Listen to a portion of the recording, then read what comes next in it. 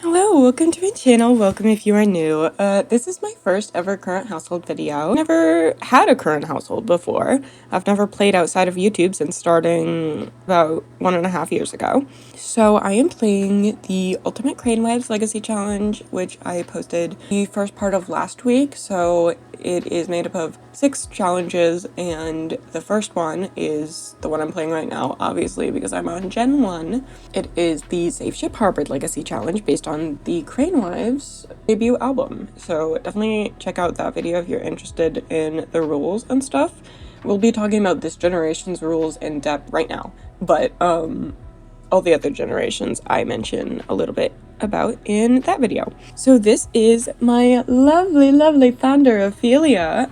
This is her, spoilers, young adult makeover. I'll be showing you how everybody looked as when she was a teenager. So I'm gonna be showing you around her rules for this generation, and then I'll be showing you her family and cast, and then we'll talk a little bit about the lore in this household. So I'm not going to read all of this because I talked about it in the last video, but I will be talking about the specifics of Generation 1. I would definitely recommend listening to Can't Have It All for Yourself. I think it's a really nice song. Really great starting track for the album.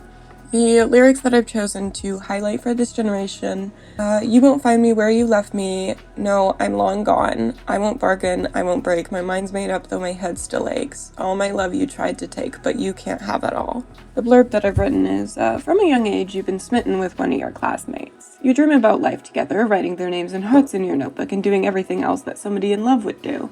So when you have the golden opportunity to talk to them, you take it. You dive headfirst into a relationship with them, you pour all your love into them, and as you grow older, they control more and more of what you can do. You start to realize that maybe this isn't healthy, but you struggle to stand up for yourself at all. But when they want to advance in your relationship further than you're comfortable with, reject them softly, and they don't take the rejection well, and you end up dumped and alone. You never had a chance to be an adult without them. What now? How do you move on?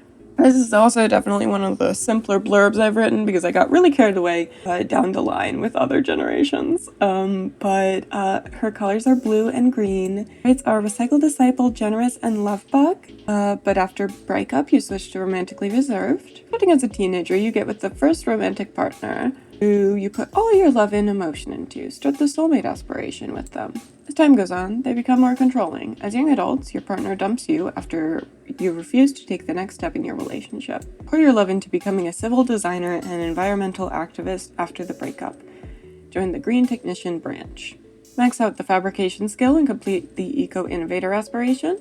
Bake for your loved ones and reach level 10 of the baking skill. And move on to a better life without them. When they try to return using your emotions to get you back, stand your ground. So that is Generation 1 Can't Have It All. So this is Teenage Ophelia Crane, my founder. She is so cute.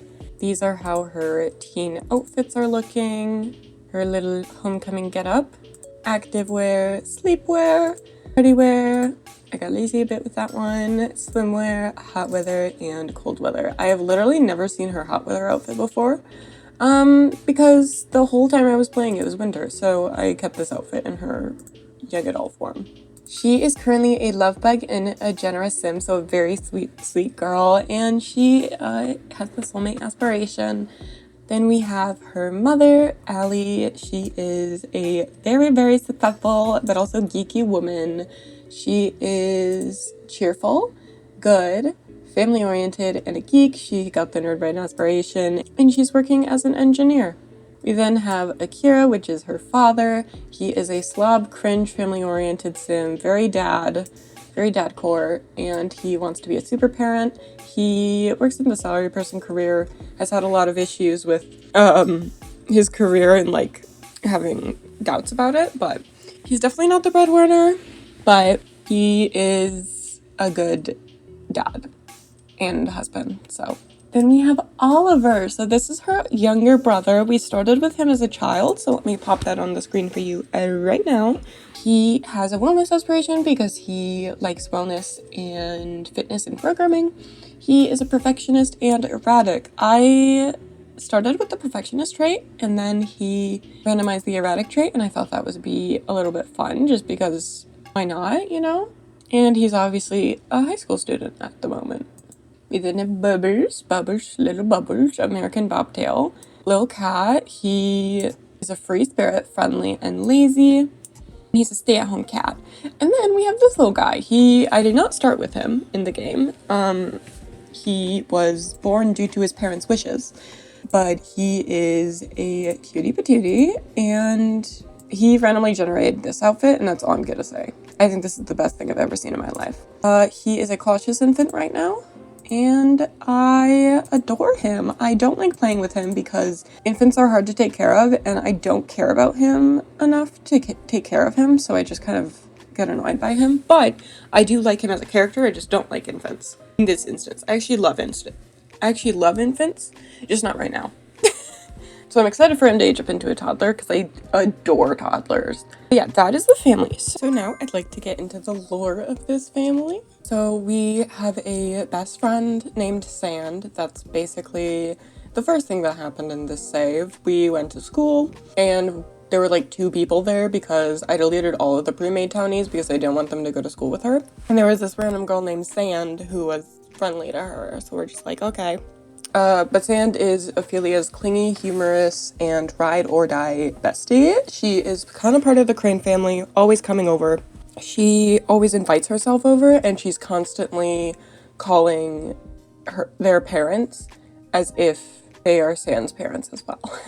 So Ophelia was like getting settled in. She had her first homecoming, which is what I call all of the proms that aren't the final one. She spent a bunch of time with Sand and her other friend Aya, and in the end she gained a crush on this guy named Hank. This was throughout the whole week I was trying to get her to meet a bunch of people that I randomly generated. She wasn't really into any of them.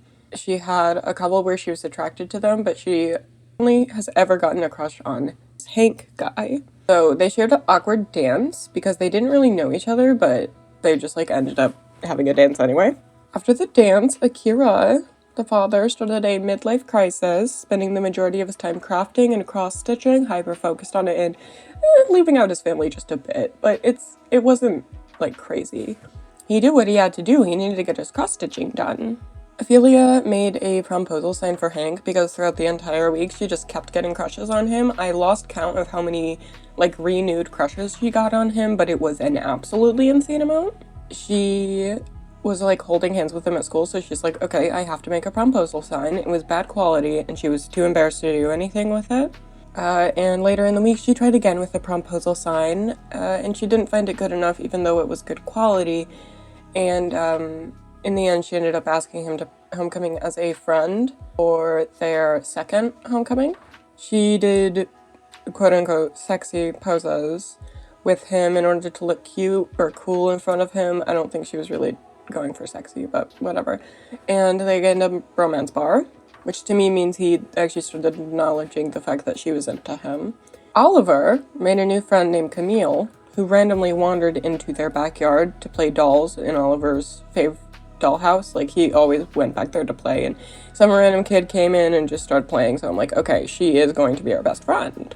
By the second homecoming, Ophelia ended up flirting with Hank a bit. Hank and Sand talked a lot, so I think Sand kind of approved of him, and for some reason Hank was always looking a bit deadpan or mischievous around Ophelia, not really the same mood that she's giving off. We went to the after party and we got some food and basically had a Ferris wheel date with Hank on the pier, and Ophelia had a heat of the moment autonomous first kiss, and 2 more because I didn't see the first one.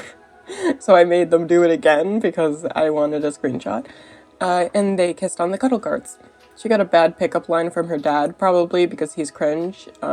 She for some reason found an avocado. I don't know where she got it. She held it up. She was like, it's an avocado on the cuddle carts.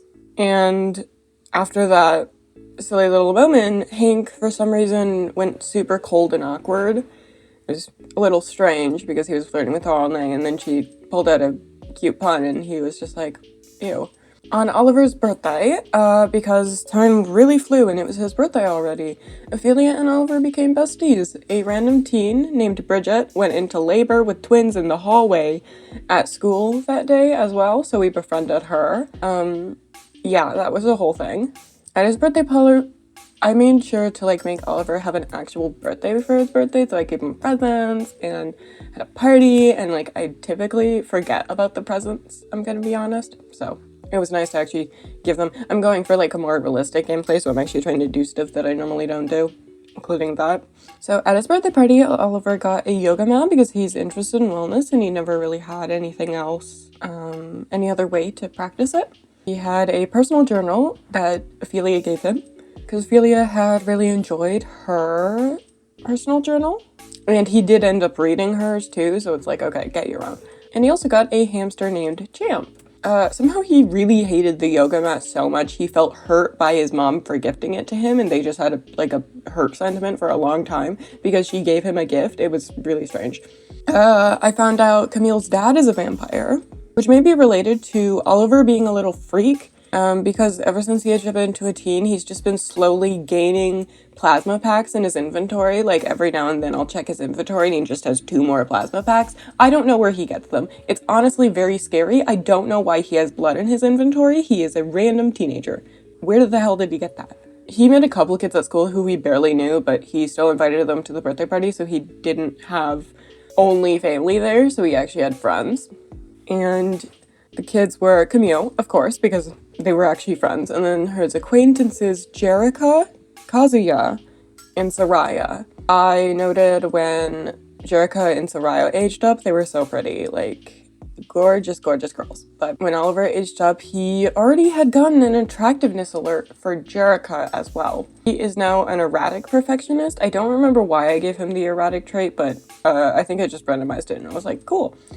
He opened presents from his friends with a little like randomized present thing. He received a large chunk of dog poop and the huge scientist microscope that you get in like the scientist career that's literally the size of a house. Like, why? Who gave that to him? That's so weird. So Ophelia spent some more time with Hank in the following days. She gets like a renewed crush on him about every other day. It's kind of insane. They shared like a sweetheart box, to be noted that she only got 1 chocolate and the rest she fed to him. And then they made out in her parents' closet.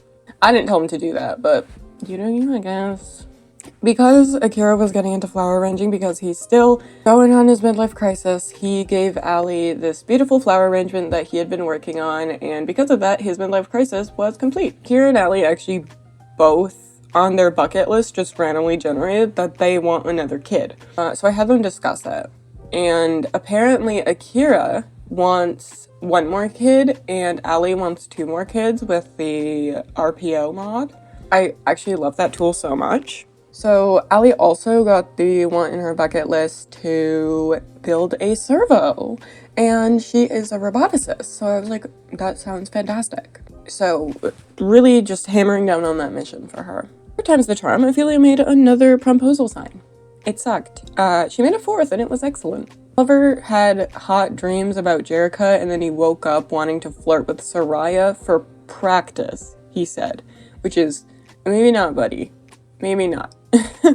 But then we found out Jerica is also erratic. They're literally perfect for each other, and there I decided that, I'm like, okay, that's who he's getting with. Unless something crazy happens, they are forever together. Oliver was autonomously taking after his mom and fixing things around the house while she built her servo. So Ophelia and Hank ended up going on a date. She invited him to prom and they made out behind the bookshelf because they went to the library, except instead of making out behind the bookshelf, they made out in front of everybody because this game doesn't function the way it's supposed to. So there's a running gag in this save, and you probably have seen it in the screenshots over and over that I've taken a screenshot of this, that we have a really ugly teacher who has bright red face paint and huge eyes, and she's literally stalking Ophelia, I swear. Every single time we go anywhere. Ugly teacher's right there.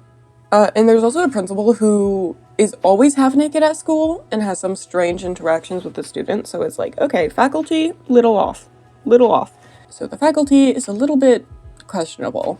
And after extensively woohooing for a baby, Ophelia's parents gave her the woohoo talk. And at 5 a.m., Ellie took a pregnancy test, and she is expecting. It actually took her a while, but I checked with RPO, and her fertility was normal, and Akira's was above average, so it shouldn't have taken as long as it did, but we got there regardless. So Oliver, and once again, I believe Oliver and Jerica are soulmates because Oliver dislikes jokes and Jerica dislikes funny sims. They just go so well together. So Hank and Amelia are official before prom, so they can officially go as boyfriend-girlfriend. I love saying that. It's like what we used to say when we were kids. When Akira found out about the pregnancy, he was very excited. He decided he wanted a boy. I have a feeling he won't be too disappointed because if you know anything about my game, it's that my Sims never have girls ever. And it's actually so upsetting, I'm gonna be honest, because in my entire history of 4 to 5 years, in my whole history of the 5 years I've played this game, I've had 2 girls naturally in any of my saves. Unless it was like a testing save. Because the testing saves, they work perfectly fine. But any of my actual legacies, no, everybody's gonna have a boy. It's always gonna be a boy. The only natural girls I've ever had were Isadora. And there was one time right before I started YouTube where I was posting on Instagram a story. And my Sims had a miscarriage, so they ended up getting a surrogate, and the surrogate, we met her, and then she gave birth on our door, immediately, gave me no time to react, and she had twin girls. It's probably because that Sim was a part of my household, so she's exempt from the rule of everybody's a boy. But yeah, every single other girl I've had has been cheated, because I needed a girl. Once. I needed a girl once. And that is why every time my Sims have siblings, they're all boys. Because I don't cheat any of the others. I only cheat the air because I feel like I need a girl for some things. That was a long-winded rant, but it's genuinely so frustrating. I have no clue why my game is like this, but it ruins like the fun of not knowing the baby's gender because I always know the baby's gender and it's a boy. Anyway, Ophelia was talking to her mom and said she feels like everybody but her has their future figured out. She just loves Hank and her family, but what else is there? She makes candles and plays with her cat, but who is she? Cat! Why did I mention the cat before? She got a cat. His name is Bubbles, I think. His name is Bubbles, and he's really cute. You've seen him in screenshots. During prom, Hank led Ophelia outside to kiss her on a bunch and watch the stars, and they did that literally the entire prom. Camille and Oliver did a lot of friendly things together at the prom. It's not prom, it's homecoming. I still call it prom even though I tell myself it's homecoming. Oliver flirted a bunch with Jerica, but the principal kept getting his big head in the way, like he was literally smack dab in the middle of them. And then they messed around because Oliver really wanted to... For some reason, only 4 kids came to prom. For some reason, only 4 kids came to homecoming that entire homecoming. So, which was Camille, Jerica, Hank, and the Cranes, but I forced Jerica to come over. So originally it was just Camille, Hank, and the Crane siblings. Oliver won prom jester even though he hates jokes because there were only 4 options. They had a family gender reveal party just with the 4 of them. The kids and Allie thought it would be a girl. I got using the Panda-sama gender reveal mod where I love Panda-sama, bless them, where they autonomously take glasses from a bucket and that like says which one they think it is, and I think that's so fun. Julie was a bit indecisive. She was like, maybe it's a boy, maybe it's a girl, but she went with girl, and the dad wanted it to be a boy. The flower bunny got in the way of the festivities, but it was a boy because the game is incapable of giving me girls. It's like every time I get a boy, I'm like, it's okay for this baby to be a boy, but I just wish I had an inkling of hope that it would be a girl, you know? I'd love to be surprised once. Ever. Jerica asked Oliver over to her apartment and they became official, did more romance stuff. He also finally gained an actual crush on her. They pooed in the shower autonomously and then he peed in front of her and she was more afraid of the talking toilet than him. 2 peas in a pod, they really are. Ophelia and Hank became best friends. They had the wholesome romantic dynamic, and Allie gave birth to a baby boy. And Oscar, he is a cautious infant, and once Ophelia held him, she almost could not put him down. He also came out of the crib, an ally, let's say. He had 2 outfits with red shirts on when he aged up, and we're just like, okay, buddy, okay, I see you. For the first time, Ophelia actually felt her woohoo drive, so she invited Hank over, and they watched the stars on a blanket outside, cuddled, and had their first mess around. Ophelia's going through a distant phase because she's so in love, and she'd rather just spend time with Hank, despite loving her family. Ophelia and Hank had a really nice picnic where they both became very romantically satisfied and exchanged promise rings. He got a big-ass ring and she got nothing. Like, to this day, he's wearing a big ring and she is wearing nothing. Notably, she's done, like, literally everything for him, which is obviously very fitting for the gen, but he's done literally nothing for her, like, at all. He asked to take things back to her place and she agreed. Right after, she talked about marriage. Not super seriously, but he got really mad even though they just exchanged promise rings. Like, buddy, do you know what that means? Do you know what that means? Anyway, she also gave him a huge tin of cookies because she loves to bake and she loves him. She then woohooed in her bed with him and, brace yourselves, got pregnant. I checked with MCC because I had a random gut feeling right after they did it. It was a boy. I'm not surprised about that. She was about to age up and I didn't want it. Like, I wasn't ready yet for her to have a baby. So I said bye to that undeveloped fetus. It said they only had one household slot left though. When I looked at the MCC settings, I was like, that's weird. There's only 6 household members. So out of another hunch, and out of caution, I checked Allie too. She was pregnant too, with twins, a boy and a girl. I wanted them gone, so I got rid of them. So I played God and I wiped all 3 babies from the system. I didn't want any of them. I mean, like, after Oscar, Akira didn't want any more kids. He would have hated those kids anyway. And Allie only wanted 1 more, and she was about to have twins. And Ophelia didn't deserve that. She didn't deserve that yet. So they're all gone, and then I got Akira sterilized. Doesn't want any more babies anyway.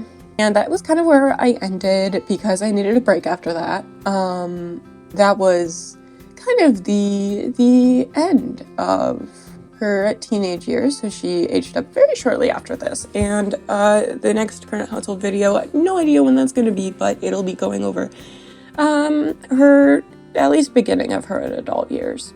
I really hope that you enjoyed this video, and let me know what you think about this format because of the, like, screenshot thing. I'm not so sure about it. I don't know. I haven't seen many other people do it that way, but I just don't really want to go in my game and, like, play when you don't even know what's going on, so I just figured I'd explain it, like the epilogue, but please let me know if you'd like a different method of showing off my current household because I'd be absolutely willing to do that. This is also the easiest way, and sometimes I need a bit of a break from my regular content, so yeah, but yeah, let me know, and I will see you guys next time. Goodbye!